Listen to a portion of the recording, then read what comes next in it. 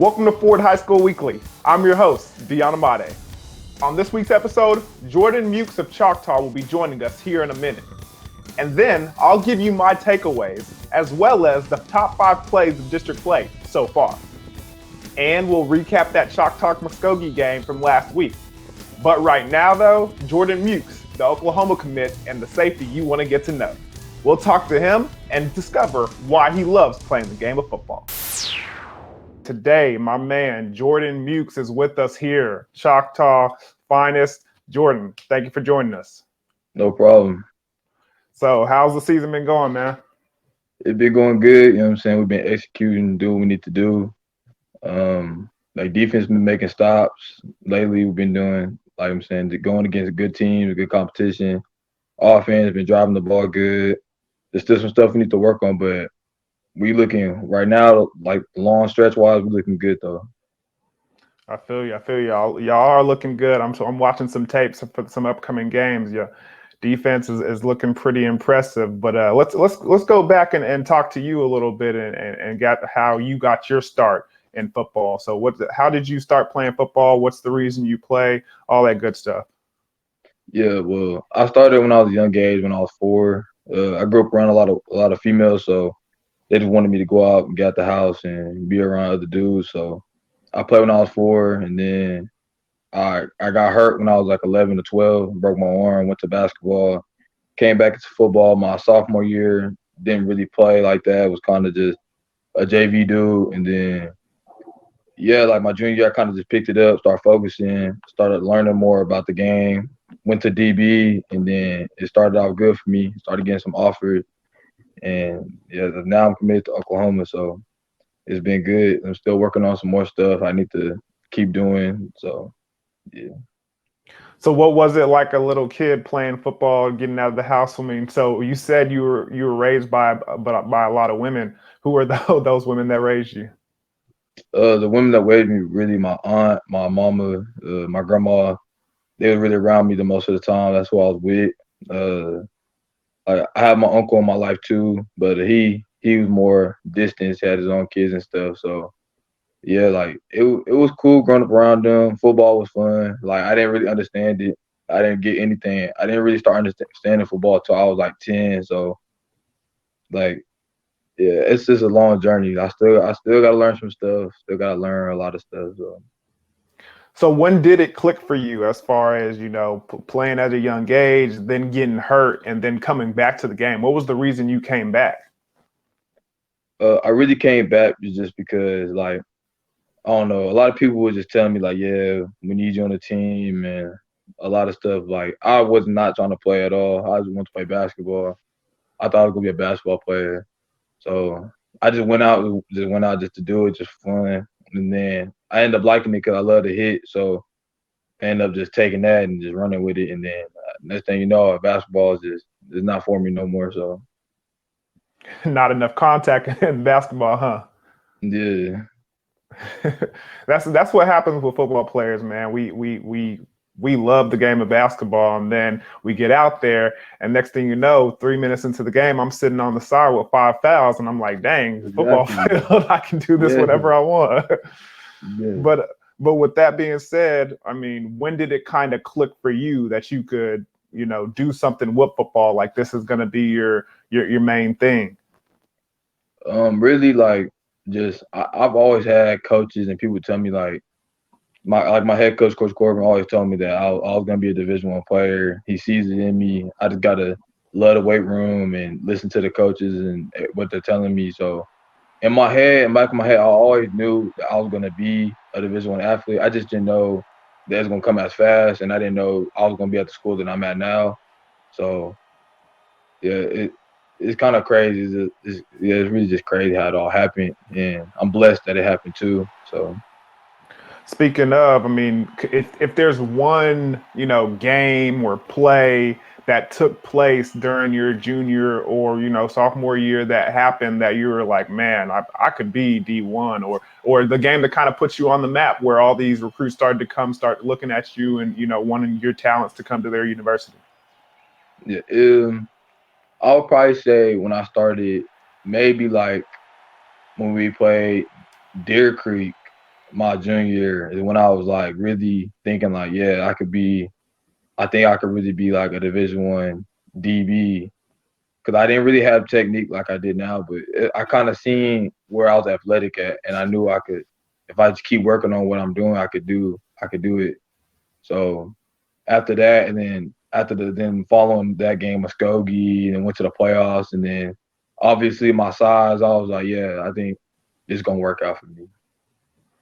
So speaking of your size, that's a kind of unique thing, being 200 pounds, 6'3", playing defensive back, mainly corner. That's one of those attributes that they're looking a lot for from defensive backs now, like kind of that Seattle Seahawks, Yeah. cover two corner type of thing. So is that something that you think the college coaches were really excited about with you, and why they were knocking on your door to kind of convince you to come to play for their school? Yeah, like a lot of coaches always told me they was like, they're like, man, you got great size, you're athletic, you know what I'm saying? Like they was like, the only thing we want to work with you with is just really just knowing the game and working on just like hips, staying low because I'm tall, my frame is tall. So it's just little things they wanted to work with me with, and they knew they could work with me on. So they was like, yeah, whatever I want to do, I'm gonna go far with it as long as I buy into the process. And so that's really it. That's all I'm trying to do now is just work on little things, and so I could get better at DB because I want to stay at DB. I don't want to go to linebacker. Just like the rest of us, Jordan has adjusted to the pandemic. We'll talk to him about that and the recruiting process in a little bit. Tonight, the Ford Game of the Week features 5-1 Midwest City and the undefeated Putnam City North Panthers. Join Steve Marshall and me at 7 o'clock on YurView Channel 3. Ford High School Weekly will be right back.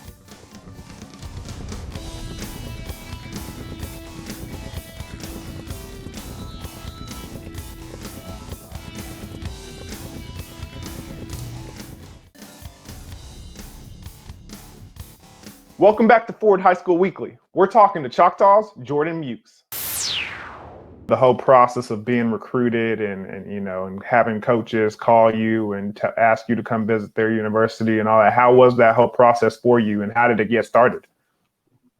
The process was good. It was kind of stressful because every school has good facilities and stuff like that. So I'll have to look into where I know I could fit in at and where I could like be comfortable with the coaches.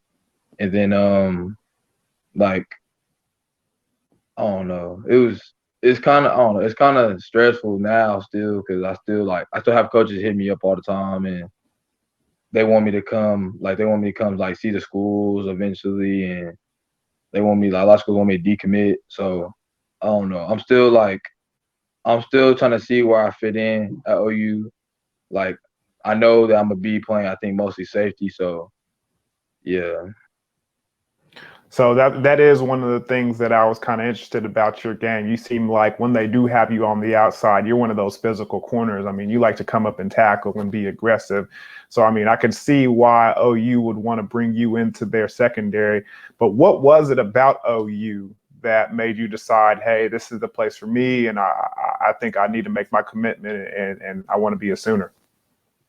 Yeah, well, OU they got amazing coaches. The energy there when I just got there was cool. Like they was all happy. They was all just everybody's just cool to normal. It's not like it doesn't feel fake. And then I could talk to them about stuff like besides football. So that was one thing that like just made it like where I was like, okay, I feel like I can come here. And then what they wanted from me was amazing too. And then Benny, the strength coach, him being him talking to me when I first visit there, like I kind of just made me just want to work with him too because the stuff he was just saying. And yeah, like I don't know, I kind of felt comfortable. I feel like I was in a comfortable spot with them. So and then playing wise, I knew that they told me like they like to throw the young ones out there in the smoke. So that just made it even better for me. So it just felt like the best decision. Well, it's good you got a good connection with the strength and conditioning coach, because what a lot of young players don't know is you spend a lot of time with the strength and Yeah, conditioning staff as a unit, as a group, and working and during the summer and during the season. So it's good that you found somebody that you can rely on and work with. yeah. So now with everything going on with COVID and how the season is, how has that aspect been for you and your teammates over there at Choctaw?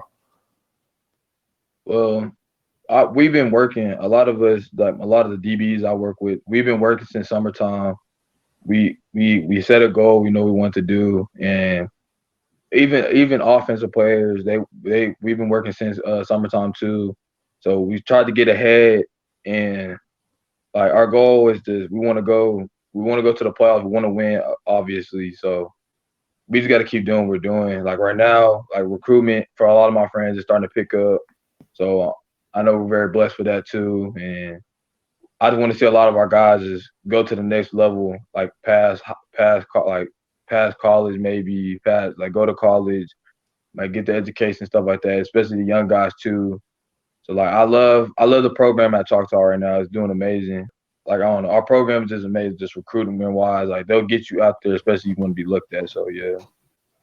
Yeah, I mean, I can tell that. I mean, a lot of you guys, not just the skill position guys, even the offensive linemen are pretty Yeah. talented, and individuals are being looked at in a lot of different ways. I'm excited to get to call a couple of y'all's games before the season ends. But on that end, and on that note, what are you looking forward to with the rest of the season, the rest of your senior year? The rest of the season, I just want us to be consistent. I don't want us to no more injuries. I just want everybody to be healthy. Um, of course, I want to make our coaches proud, being our last year. So I want to go all the way. I want to like make history at Choctaw. So and then obviously like I want to be known. I want to be known in like the city. Like I want people to know who I am. Like especially when I go to college, I don't want to like just go to college and just be another player. I want to be better than the average player in college. I want to play past college. So that's my main goal. It's my main focus. And then obviously staying in school, making good grades. That's another key. So yeah. So is that what motivates you right now? Is making it to the next level and having people recognize you and say, "Hey, that guy, he made a difference in our city, in our school." Yeah, that's the main thing. Like I just want people to look up to me like yeah, Jordan, he's cool, never had a problem with nobody, don't get into it with nobody, make focus on his grades, focus on football. Like I don't know. I just want to see everybody, especially that I know, like just go somewhere. Like, I don't know. I just want to see people make it. And then I want to see myself make it too. I want to make my family proud. Me being one of the only kids my age in my family, a lot of people looking at me, so I got a lot on my shoulders. Like I gotta do big. So it's really, yeah, it's hard. So I can tell you're definitely motivated by family and ambition and goals. But is there a little chip on your shoulder about anything as far as what you want to achieve and the reason you want to achieve? Do you feel like there's any doubters there out there? I don't feel like there's any doubt. It's really all up to me. Like I know I got the abilities to do it. It's just how I'm gonna do it. Like if I stay consistent, I know I'm gonna make it. If I start to fall off, then you're not gonna make it. It's not. It can't be lazy. You got to stay focused on it. So really, that's what I'm gonna try to do. Like I know going to college it could be a lot of distractions, but mentally I'm ready. Like I don't really care about having fun and stuff like that. I'm looking at it like a job. I'm trying to stay focused for the last 3 to 4 years in there, and then and see what happens after that. Well, man, I mean, I think you're on the right track, and I mean, we've covered a lot of Choctaw games this season, and hopefully, we get to cover a lot more, especially in the playoffs. I want to thank you for joining us today, man, and then good luck with everything that happens in the future and the rest of the season. Thank you, no problem. Hey, just like Jordan Mukes' playing ability, he's confident on the field, and he's confident about what he's about to do in life. I like the way he's cut out. He's got a good head on his shoulders. Tonight, the Ford Game of the Week features 5-1 Midwest City and the undefeated Putnam City North Panthers. Join Steve Marshall and me at 7 o'clock on YurView Channel 3. Ford High School Weekly will be right back.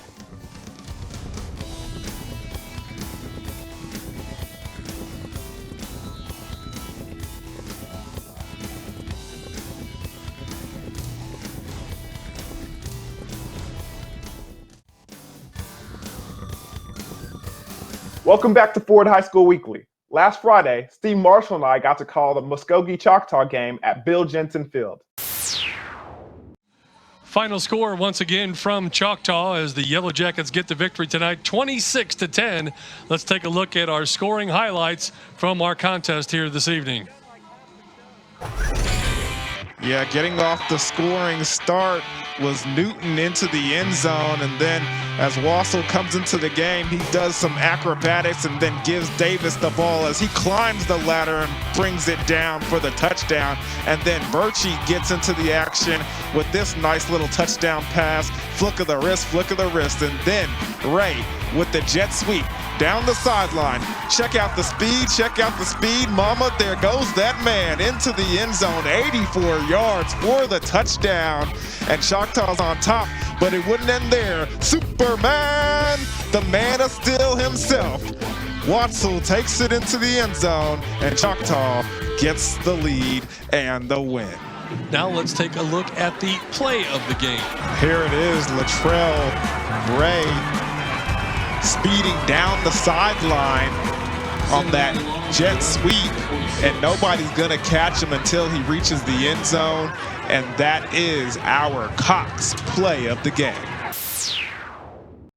Well, guys, we're about halfway through district play. It's time to look at our Ford Game of the Week top 5 plays from district competition. Number 5, Choctaw at Booker T. Washington. The Yellowjackets needed a big play. They got it from Mr. Deshaun Brown.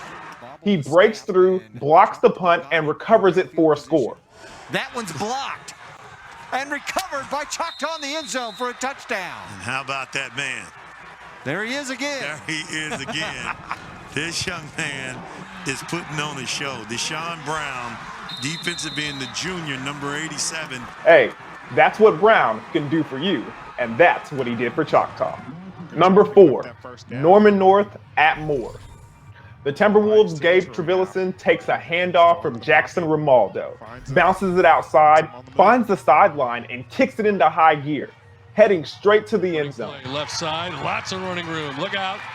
Down the sideline, one man to beat. They're not going to get him. Picking him up and putting him down. That's what speed is all about, and that's a touchdown for the Timberwolves. Number 3, Sand Springs at Booker T. Washington. How about Booker T's Amandre Tiger? Sacks Ty Pennington, the ball comes loose, and Demetrius Prudhomme is there to scoop it up and score the 35-yard touchdown. Pennington sacked and fumbled. How about that? Prudhomme with the pickup and the score. Scoop and score for the Hornets. Defense generating offense, and Prudhomme again hitting pay dirt. Give you a little dance with it. He got one on the offensive side and now on the defensive side of the ball. How about that for teamwork? Number 2, Edmond Santa Fe at Westmore. On a Saturday afternoon, Santa Fe's Talon Shetron hauls in a kickoff and hauls it down the sideline for a 94-yard touchdown. Shetron going to field it at about the 8-yard line. He's across the 30, down the sideline, midfield. Goodbye. Probably not the last time he does that on Saturday. And as you know, speed kills. And our number 1 play from district play thus far, Broken Arrow at Jinx. Check out this play by Jinx wide receiver, Ty Wall. First, he tips the pass with his left hand, then hauls it in and sidesteps a BA defender, keeping his feet long enough to tumble head over heels into the end zone. No, he's going to pass it. Wide open receiver, left side, spinning. Touchdown, Jinx. How about the catch right there? And the concentration. I tell you what, that play might be worth more than 6 points. Hey, it might be number 1 for us, but the judges give it a 10. My takeaway from the Muskogee Choctaw game is coming up next, when Ford High School Weekly returns. Welcome back to Ford High School Weekly. Tonight, the Ford game of the week, it's Midwest City and Putnam City North in the Oklahoma City area. Join Steve Marshall and me at 7 p.m. on YurView Channel 3.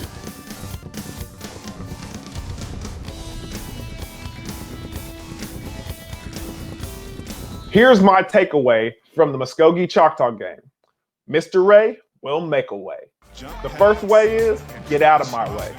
Latrell Ray running the ball, the Muskogee defender trying to stop him, and Latrell Ray says, hey, you don't want none of this, as he runs through him like a charging rhino. Goodness gracious.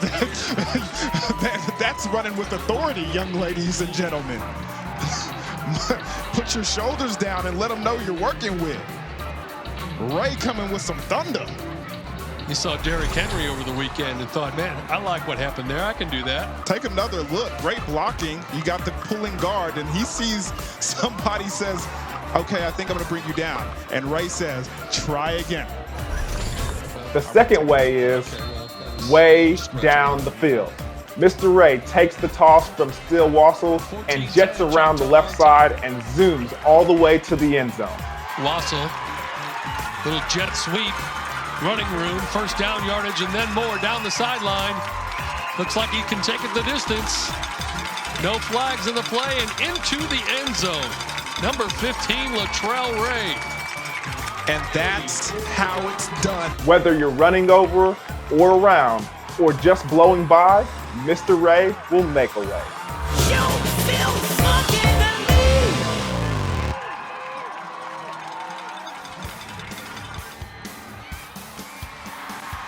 Hey guys, check out YurView.com/OK every day for highlights like these and replays of the Ford game of the week. And remember, only the best in Oklahoma make it to the Ford High School Weekly. So until next time, thank you for watching, and I'm your host, Deion Amade.